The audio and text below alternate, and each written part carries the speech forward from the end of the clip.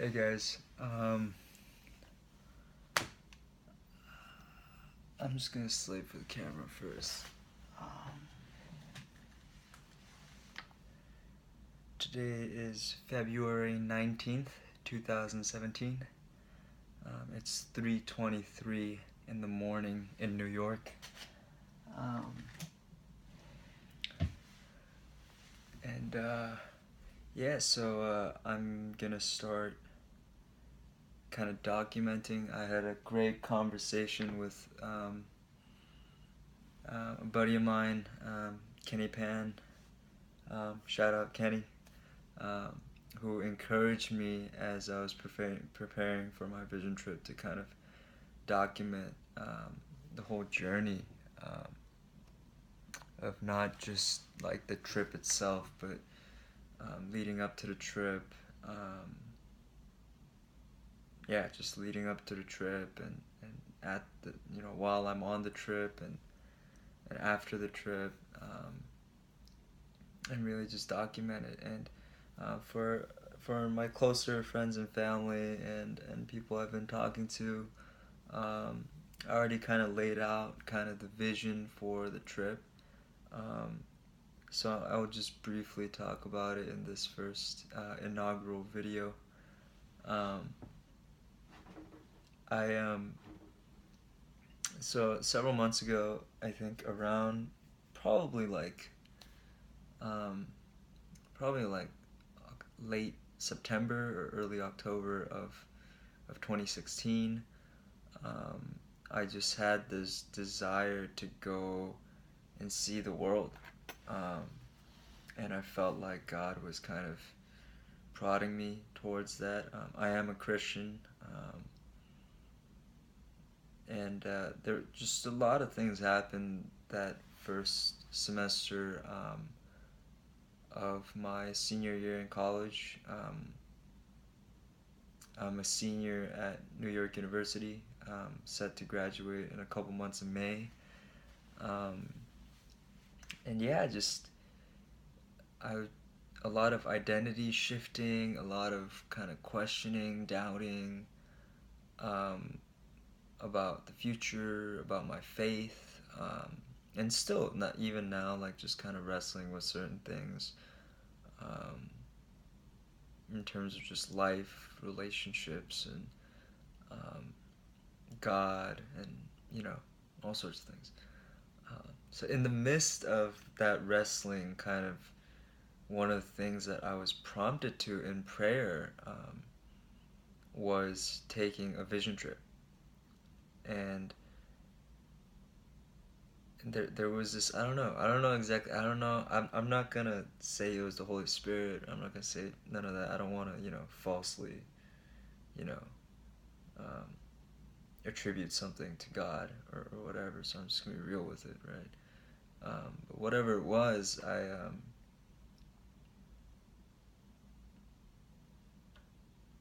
yeah, there's just something in me, man, that's just like, I feel like there's this road ahead of me, right? Um, and I've seen so many people kind of take that road and like in a certain way.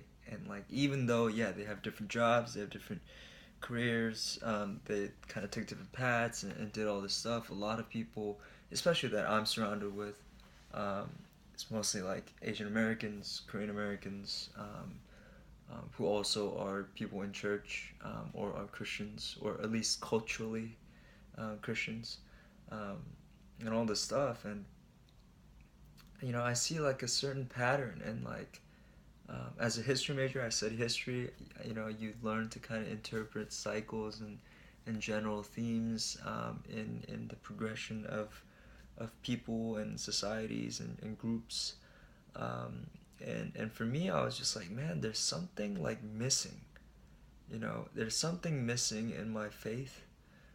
There's something missing in um, my life, how I'm even approaching like a future of my life. There's something missing in how people are living, not just Asians, just all people that I see around me, especially in New York City. You get to see a lot of people hustling, bustling, trying to eat, doing all that, and yeah, there's just something missing, and um, I think that's where kind of the striving or the desire to go and kind of see the world came from. And it's during this time my mind was starting to get open to a lot of more secular philosophy, um, and other mystical kind of spiritual thought. And despite my questioning and my doubting in my own walk with God, like I will never be able to deny the Christian God. That there is no way that I could ever deny um, the reality and the love and the truth that is the triune God, Jesus Christ, God my dad, and the Holy Ghost. And um, so I just want to put that out there, and just say that I remember even I had a good conversation with a brother one time, and we were talking about how even if we chose not to believe, like we can never be atheists. There is so much that happened in our lives and other people around us, in other testimonies we have heard, the scriptures and how they spoke to us, and all these different things that there's no way that we would ever be able to deny God, the Christian God, as the one true God, and that it would be ridiculous to do so. Um, but there was a time I was like, man, but with all these kind of wrestlings, I do feel like, yeah, if I let kind of my apathy and the cultural aspects of Christianity and the institutional aspects of religion kind of eat me up, um, the so-called machine of religion, the machine of church, eat me up, then yeah, like I might end up in a place where I'm more, that I'm more, um, not like agnostic, I guess is the better term, right? Um, so I don't know. So just uh, just things like that. So those are some of the things that that I have thought about and stuff like that in just pure honesty. Um, and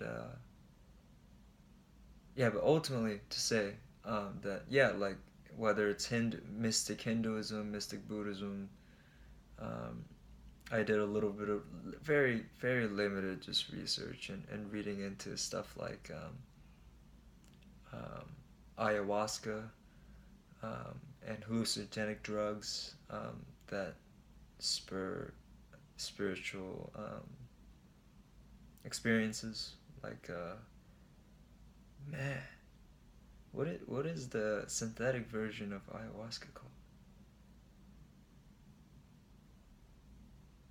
I just blanked. I don't even know. I used to talk about this a lot, but it's not like shrooms or weed or whatever. Something completely. It's not LSD either. Um, Whatever. We'll talk about it more later.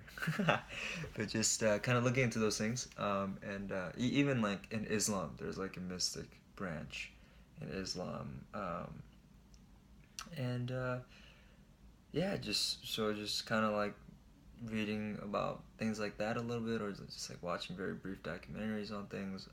Just thinking about a lot of things. I took a class on love last semester, which was so impactful in the way just how I viewed um, the world, and also just my relationship with God and my relationship with people, people's relationships with people, and how the world views the world.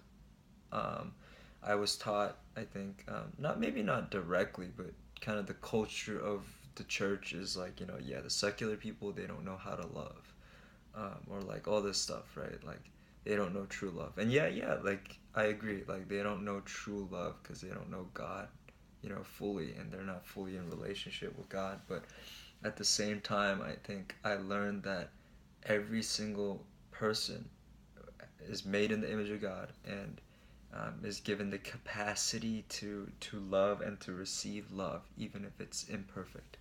Um, and that class showed me that in a lot of ways, and so humbling, but in a lot of ways, that non-Christians were more loving, um, and more capable of loving than Christians were.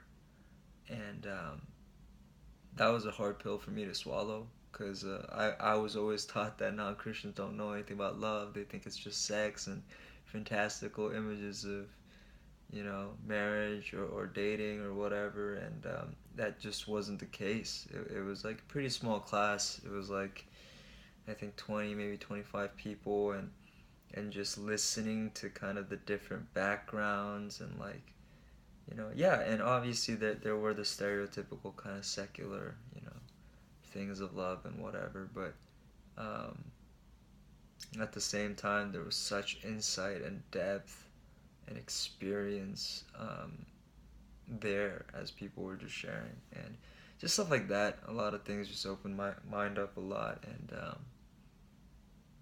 in the midst of this, as I was doing this, I was hearing about some other influential people, who have traveled, before they really got on to bigger and greater things in their life. And so, um, examples are like Steve Jobs, took a trip to India, um, and yeah, he was on drugs a lot during that time, but um, yeah, he just had such an experience that was foundational for him, in his pursuit of creating Apple. Um, and same thing with Mark Zuckerberg. Actually, Steve Jobs recommended Mark to go on a trip to India as well, and he said the same thing, that his experiences in India were foundational, to the culture of Facebook, and so on and so forth. Um, and and just historically, not those are modern examples, but just historically, we see that travel, um, opens up new doors and dimensions and perspectives and passions and ideas and creativity, um, that just doesn't happen when you're stagnant in a place. And I think that's why so much of the time when we go off to college after high school, um, we have like life transformations. A lot of us, whether it's just socially, or relationally, or just personal character wise, maturity wise, wisdom, just life experience of just living on your own in new environments with different types of people. Obviously, depending on where you go to school, and stuff like that. Um, and So yeah, before I, or after, right after I graduate, before I go into kind of the young adult world, or life after school, I think it's timely that I felt like, after praying about my future and stuff like that, that this has been placed on my heart. Um, yeah, and I don't want to say, oh, like, I'm gonna go into the real world, because, guys, like, seriously, what is even the real world? Like, was college not the real world? Was high school not the real world? Was my childhood not in the context of the real world? I don't think so. I think, like, all life is the real world. And as much as I kind of get suckered into saying it like that and stuff like that, just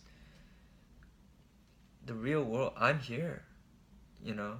The real world's right in front of me. And something I'm slowly learning, guys, is like, man, the way I treat my situation in my life, and everything now, it really impacts and influences and even empowers, or it takes away from, what happens in the future, and how I approach things in the future. And man, I to be honest, like, I suck at life. um, I don't know, maybe no one's good at life, but I know for sure I'm in the lower percentiles. Um, yeah, just realizing like how messed up and broken and wounded I am in a lot of ways, and how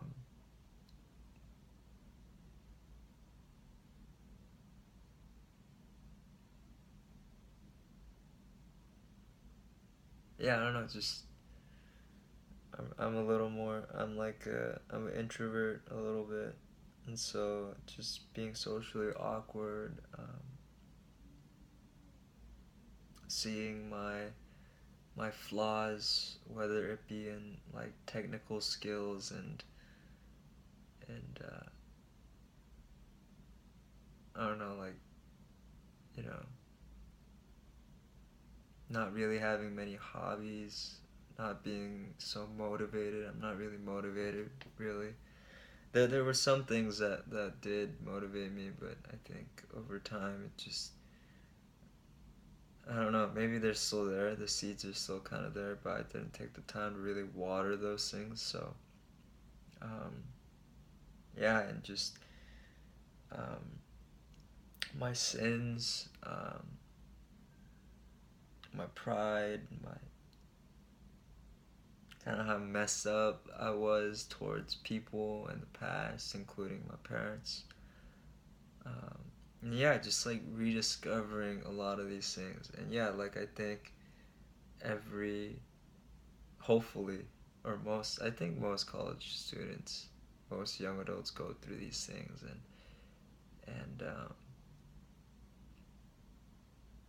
yeah, I don't know. I don't make this video, I'm not making this video to like, I don't have any answers. I'm not trying to say like, oh, my situation is unique and like, you know, blah blah blah. Like, I think that's so stupid. I think as great as individuality is, and it's very emphasized in Western culture, and all these things are great, but really at the essence, like, I feel like God is speaking to me about the kind of the reality of what is like communal, and communal not just in the sense of like a local community, but in the sense of like I don't know, like humanity maybe. I don't know. Um, so yeah, like individuality is great. Being, who you are and all this stuff is great. I think there's like value in that, but when you get so lost in it and you start like idolizing that, and when you start like putting that above everything else, I think you actually lose focus. Even for non-Christians, like out there, like watching this, like we lose focus on like what's real. You know, we don't like, no human being exists in isolation. You know what I mean? Like we're all in the context of some kind of community, and so it doesn't make sense that we would have these weird conceptions of like my life and my career and my path and my dreams and my vision, like, nah, man, like we're, at least to even the smallest degree, we're all like walking together in it. We're all existing, coexisting in it together. And so um yeah, but that's kind of where inspiration for the trip came from. Sorry, I went on a tangent, but yeah, so, and the video too, same thing. I think just being able to document these kind of little changes here, just with myself and the camera, and being able to share with other people, I think would be a great way kind of to um, connect, on a very human level of just, yeah, just you know, like every person has doubts, every person has anxieties, every person has hopes and dreams and wishes. Every person has some sort of conviction, even if it's just a little grain, um, and every person has something, you know. And so like, especially at my age, and at like my point in life with the transition of going in from like years of systematic schooling in the Western context and going into like the next stage in life of I don't know what it's gonna look like, right? Like I honest to God, like I would hate to have a 9 to 5 job, but like if that's what it takes, then I'm gonna be thankful with the 9 to 5 and keep grinding and trying to eat, you know, and and blessing other people while I go through that process. And yeah, I'm just being real. You know what I mean? Like I can't front. This is one of kind of the agreements I want to make with myself, the camera, and the viewers, and God too throughout this is that I won't put up a front when I explain things or say things or edit things or whatever it is. Like I'm not gonna make it sound like I'm more put together than I am, or anything like that really. And so just gonna be really vulnerable in just everything I share and everything I talk about. But it's getting long, so I'm gonna try to wrap it up in the next couple minutes.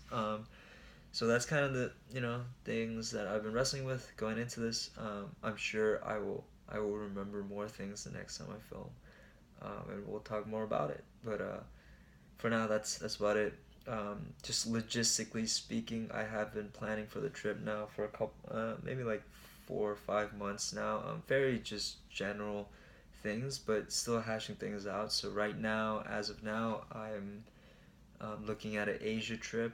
I have there's a lot of countries that I really want to go to. Like I'm a big Germany fan. I got to intern in Munich this past summer, so I had a wonderful experience there. So Germany and like London and Scotland was great. Like all these places are great, but I think for this trip, I felt like I wanted to challenge myself and kind of put myself out there, and not like blatant stupidity, but like just kind of maybe situations where there's a little more risk involved, or a little more danger involved, or more factors or variables involved, to kind of help expand my experience palette, and also just um, yeah, just to learn and grow and mature as just a person um, through these things. So I on purpose avoided most kind of Western countries, uh, with the exception of few, and all the countries are in Asia. I also want to go to South Africa really bad, and Iceland, so maybe one day. But yeah, for now, right now I'm looking at a trip to India, so about 5 days in India, and then Nepal, about a week to maybe a week and a half in Nepal, um, and then in not necessarily in this order, but and then Malaysia for about 4 days, maybe 3 days, and then Korea. I'm Korean. I was born there, but I haven't been there since I think probably in like almost 4 or 5 years now, and so going back to Korea to see some family. My grandparents are getting older now, and I don't know if I'll ever be able to see them again. And so a lot of things like that also going into consideration as I take this vision trip. Just reflecting on family and life, and um, yeah, just aging, um, cultural things as well. Um, so Yeah, so I don't know. I'll see. But Korea, right now I have Japan penciled in as well. Not Tokyo. I think at the moment I want to go to Kyoto and Osaka. Um, so I'm looking at those two places in Japan, and so that kind of rounds out my trip. Um, yep, India, Nepal, Malaysia, South Korea, and Japan. Um, Still, things could change. Thailand, Cambodia, Philippines, Mongolia um, are places that I have thought of and considered. So maybe, who knows? Maybe. Uh, and yeah, I think the beautiful part of it is in all these countries I can see such diversity, and that I'm gonna be touching on like I'm gonna see people who are Muslims. I'm gonna see people who are Hindus. I'm gonna see people who are Sheiks. Hopefully, I don't know about Sheiks. Maybe I'm gonna see people who are Buddhist, and I'm gonna see other Christians in other contexts. Whether it's um, the persecuted Church of India, or um, or Starbucks Christianity in Korea, where it's so cultural now, or Japan, where it's so Christianity, the history of Christianity is so, I don't even know how to explain, like just so tense. Um, it's so difficult at the same time. Like, I don't know. I don't know how to explain it, but just all those things kind of going into thought as I plan. As of right now, it seems that I'm going to be leaving from San Francisco. So I think after graduating, I'm gonna look to actually return home to California, where I'm originally from, um, and then kind of from San Francisco, um, kind of stay home in the Bay for about a month to just prepare, mentally prepare, spiritually prepare myself for the trip and kind of see my family again. I actually haven't been home since last January, so I didn't go back for breaks or nothing like that. Saw my parents briefly when I was in Europe, but yeah, I haven't been home in over a year now. So I think by the time I go home, it's gonna be almost a year, not quite, but almost a year and a half. Um, to kind of spend some time with loved ones. A lot of my friends, my close brothers and sisters, and my friends from high school days, who I haven't seen in a while either. Um, Being able to see them and just talk and pray through things and stuff like that. And so I'm looking to return home around maybe late August, if things go the way I think they're gonna go. But I don't know, cause life's weird like that, and God's weird like that. So you don't know what's gonna happen. But yeah, so looking to go home in late August. Probably leave from California to Asia somewhere around either late September or early October, and then take about a month, maybe a little less, anywhere between like 3 weeks to about a little over a month out in Asia, and then return back to California.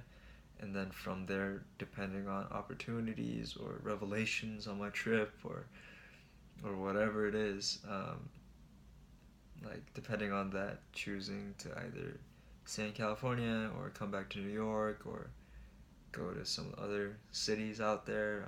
I'm not opposed to working in foreign fields abroad. Um, I'm not opposed to Texas, um, Dallas, Austin. I won't get too creative with Texas, but Dallas or Austin, um, and Boston. I love my Boston.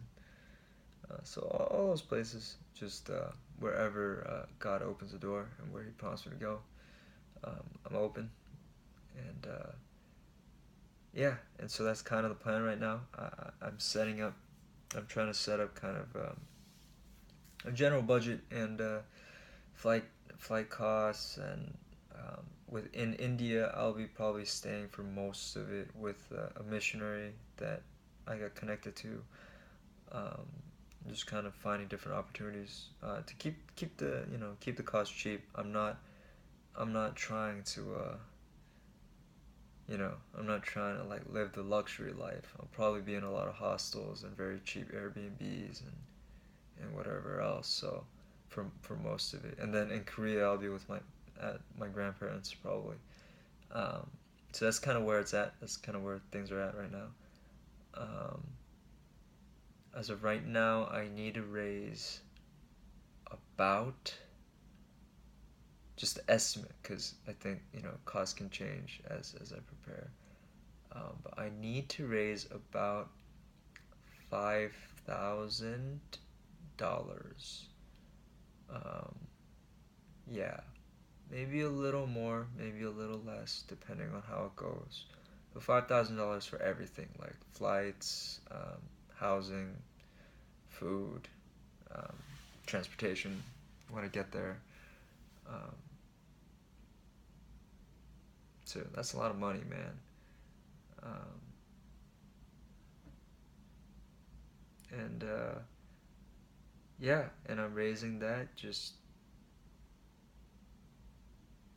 I sent out some updates slash support letters to friends and family who are very close to me, and I intentionally only sent it to certain people um, who I felt closer to, or at least people who you know like not just close, but like people who I know are willing to invest kind of in my life, and they have in the past. And I'm really taking a step of faith and just leaning on my family, my spiritual family, and seeing kind of where that takes me.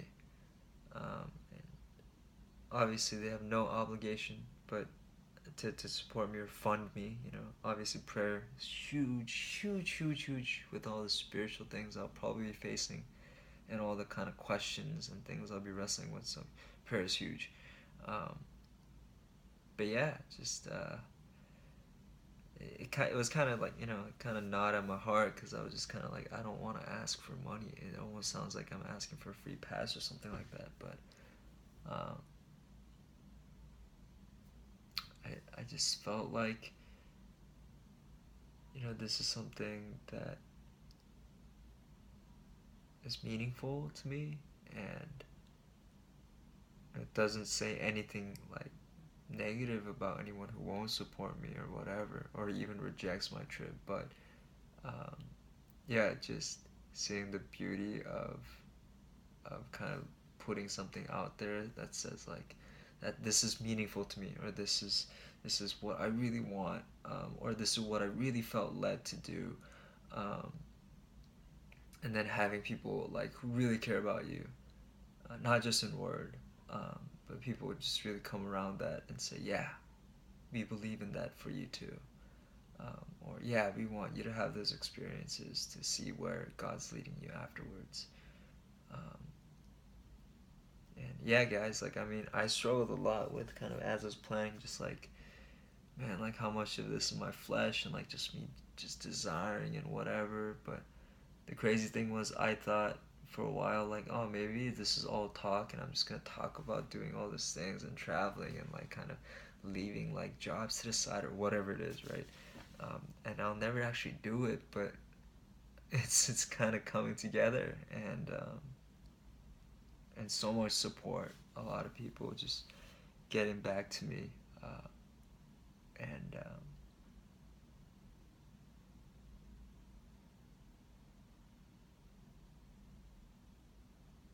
yeah, thank God for just being so patient with me. Um,